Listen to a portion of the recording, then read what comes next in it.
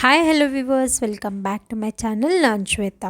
ಈ ವಾತಾವರಣಕ್ಕೆ ಈ ಚಳಿಗೆ ಸಂಜೆ ಆದ್ರಂತೂ ಟೀ ಜೊತೆ ಏನಾದರೂ ಸ್ನ್ಯಾಕ್ಸ್ ಬೇಕೇ ಬೇಕು ಅನ್ಸುತ್ತಲ್ಲ, ಖಾರವಾಗಿ. ಅದಕ್ಕೋಸ್ಕರ ನಾನಿವತ್ತು ಈ ವಿಡಿಯೋದಲ್ಲಿ ಮಿರ್ಚಿ ಬಜ್ಜಿ ಈ ರೀತಿ ಕುರುಮ್ ಅನ್ನೋ ಥರ ಈ ರೀತಿ ಕ್ರಿಸ್ಪಿನೆಸ್ ಆಗಬೇಕಂದ್ರೆ ಒಂದು ಸೀಕ್ರೆಟ್ ಇಂಗ್ರೀಡಿಯೆಂಟ್ ಇದೆ. ಹಾಗೆ ಹೇಗೆ ಫ್ರೈ ಮಾಡ್ಕೋಬೇಕು ಅಂತ ಕೂಡ ತೋರಿಸಿದ್ದೀನಿ. ಪೂರ್ತಿ ವಿಡಿಯೋ ನೋಡಿ, ಸ್ಕಿಪ್ ಮಾಡದೆ ಗೊತ್ತಾಗುತ್ತೆ. ಬನ್ನಿ ಹೇಗೆ ಮಾಡೋದು ನೋಡೋಣ. ಮೊದಲಿಗೆ ನಾನಿಲ್ಲಿ ದೊಡ್ಡ ಮೆಣಸಿನ್ಕಾಯಿ ಈ ರೀತಿ ಕಟ್ ಮಾಡಿ ಬೀಜ ಎಲ್ಲ ತೆಗೆದು ಈ ರೀತಿ ಇಟ್ಕೊಂಡಿದ್ದೀನಿ. ಎಲ್ಲ ಮಧ್ಯಕ್ಕೆ ಸೀಳ್ಕೊಳ್ಳಿ, ತೊಟ್ಟು ಎರಡು ಕಡೆಗೂ ಬರೋ ಥರ ಕಟ್ ಮಾಡ್ಕೋಬೇಕಾಗತ್ತೆ.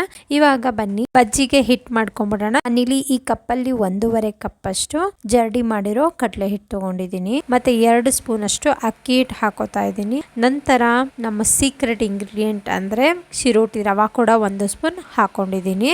ನಂತರ ನಾನಿಲ್ಲಿ 1 ಚಿಟಿಕೆ ಸೋಡಾ ಹಾಕೊಂಡಿದ್ದೀನಿ.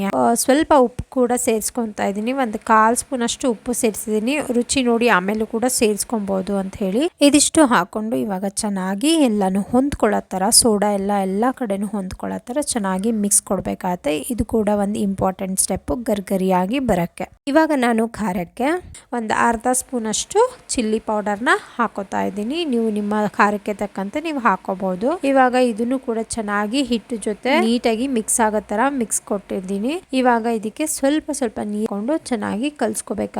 ತೀರಾ ಗಟ್ಟಿಗೂ ಅಲ್ಲ, ತೀರಾ ತೆಳ್ಳಗೂ ಅಲ್ಲ, ಈ ರೀತಿನೇ ಕಲ್ಸ್ಕೋಬೇಕು. ಈ ರೀತಿ ಇದನ್ನ ಕಲ್ಸ್ಕೊಂಡಾಗ್ಲೇ ನಮಗೆ ಮೆಣಸಿನ್ಕಾಯಿಗೆ ಕೋಟಿಂಗ್ ಚೆನ್ನಾಗಾಗತ್ತೆ. ಈಗ ನೋಡಿ, ಇಲ್ಲಿ ನಾನು ಸ್ವಲ್ಪ ನೀರು ಹಾಕಿ ಈ ರೀತಿ ಕಲ್ಸ್ಕೊತಾ ಇದ್ದೇನೆ. ಒಂದು ವಿಸ್ಕರ್ ಯೂಸ್ ಮಾಡ್ಕೊಳ್ಳಿ. ಸ್ವಲ್ಪನೂ ಗಂಟು ಇಲ್ದಂಗೆ ಚೆನ್ನಾಗಿ ಕಲ್ಸ್ಕೊಬಹುದು ಬೇಗ. ಈ ತರ ಇನ್ನೂ ಹೆಚ್ಚು ರೆಸಿಪೀಸ್ ವಿತ್ ಟಿಪ್ಸ್ ಅಂಡ್ ಟ್ರಿಕ್ಸ್ಗೆ ನನ್ನ ಚಾನೆಲ್ಗೆ ಸಬ್ಸ್ಕ್ರೈಬ್ ಆಗಿ, ಪಕ್ಕದಲ್ಲಿರೋ ಬೆಲ್ ಬಟನ್ ಒತ್ತಿ, ಸೊ ದಟ್ ವಿಡಿಯೋ ಅಪ್ಲೋಡ್ ಆದ ತಕ್ಷಣ ನೀವು ನೋಡ್ಬೋದು. ಇವಾಗ ಇದು ನೀಟಾಗಿ ಕಲಸಿದ್ದಾಗಿದೆ. ಇವಾಗ ಇದಕ್ಕೆ ನಾನು ಸ್ವಲ್ಪ 1/4 ಸ್ಪೂನ್ ಅಷ್ಟು ಅಜ್ವೈನನ್ನ ಈ ರೀತಿ ಕೈಯಲ್ಲಿ ಕ್ರಶ್ ಮಾಡಿ ಹಾಕೊಳ್ಳೋದ್ರಿಂದ ಫ್ಲೇವರ್ ಚೆನ್ನಾಗಿ ಕೊಡುತ್ತೆ. ಅಜ್ವೈನ್ ಹಾಕಿ ಇವಾಗ ಮತ್ತೆ ಒಳ್ಳೆ ಮಿಕ್ಸ್ ಕೊಡ್ತಾ ಇದ್ದೀನಿ ಈ ರೀತಿ ವಿಸ್ಕರ್ ಅಲ್ಲೇ. ಇದಾಗಿದೆ.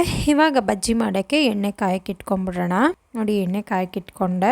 ಇವಾಗ ಸ್ವಲ್ಪ ಕಾದ ನಂತರ ನಾನಿಲ್ಲಿ ಅದೇ ಎಣ್ಣೆನ 2 ಸ್ಪೂನ್ ಅಷ್ಟು ಎಣ್ಣೆನ ನಾನಿಲ್ಲಿ ಬಜ್ಜಿ ಮಾಡ್ಕೊಳ್ಳೋ ಹಿಟ್ಟಿಗೆ ಸೇರಿಸಿ ಮಿಕ್ಸ್ ಮಾಡ್ಕೊತಾ ಇದ್ದೀನಿ.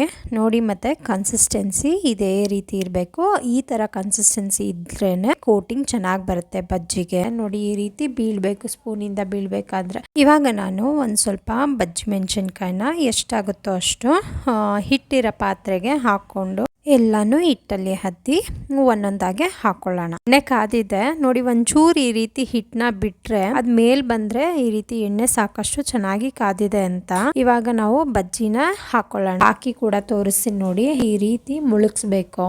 ಈ ರೀತಿ ಮುಳುಗಿಸಿ ಎತ್ತಿದಾಗ ಅದು ಚೆನ್ನಾಗಿ ಆ ಮೆಣಸಿನ್ಕಾಯಿ ಉದ್ದಕ್ಕೂ ಚೆನ್ನಾಗಿ ಹರ್ಕೊಂಡ್ ಬರ್ಬೇಕು. ಎಲ್ಲೂ ಕೂಡ ಗ್ರೀನ್ ಕಲರ್ ಕಾಣಿಸ್ಬಾರ್ದು. ನೋಡಿ, ಈ ರೀತಿ ಹಾಕೋಬೇಕಾಗತ್ತೆ. ಅವಾಗ ಚೆನ್ನಾಗಿ ಕೋಟ್ ಆಗತ್ತೆ.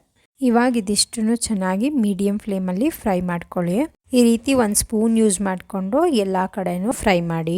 ಇವಾಗ ನೋಡಿ, ಇದು ಫ್ರೈ ಆಗಿದೆ. ತಕ್ಕೊಳ್ಳೋಣ. ಹೇಗೆ ಫ್ರೈ ಆಗಿದೆ ಅಂತ ಕೂಡ ತೋರಿಸ್ತೀನಿ ನೋಡಿ. ಈ ರೀತಿ ಚೆನ್ನಾಗಿ ಕೋಟ್ ಆಗತ್ತೆ. ಸುತ್ತ ಎಷ್ಟು ಚೆನ್ನಾಗಿ ಕೋಟ್ ಆಗಿದೆ ಅಲ್ಲ. ಅದೇ ರೀತಿ ನಾನೀಗ ಇನ್ನೊಂದು ಬ್ಯಾಚ್ನು ಫ್ರೈ ಮಾಡ್ಕೊತೀನಿ. ನೋಡಿ, ಇದು ಫ್ರೈ ಆಗಿದೆ. ಇದನ್ನು ಕೂಡ ಈಗ ತಕ್ಕೊಂತಾ ಇದ್ದೀನಿ.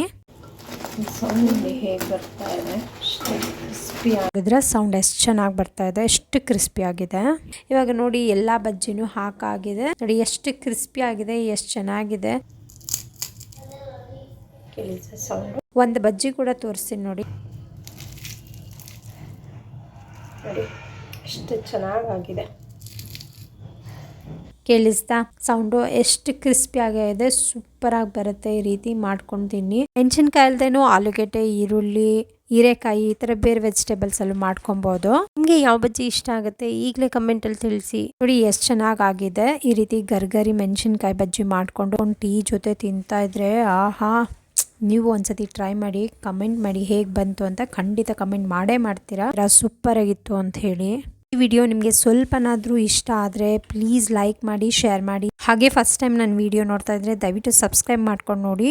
ವಿಡಿಯೋ ಇಷ್ಟ ಆದರೆ ಲೈಕ್ ಮಾಡಿ, ಶೇರ್ ಮಾಡಿ, ಸಬ್ಸ್ಕ್ರೈಬ್ ಮಾಡಿ. Thanks for watching. ಮತ್ತೆ ನೆಕ್ಸ್ಟ್ ವಿಡಿಯೋದಲ್ಲಿ ಸಿಗೋಣ.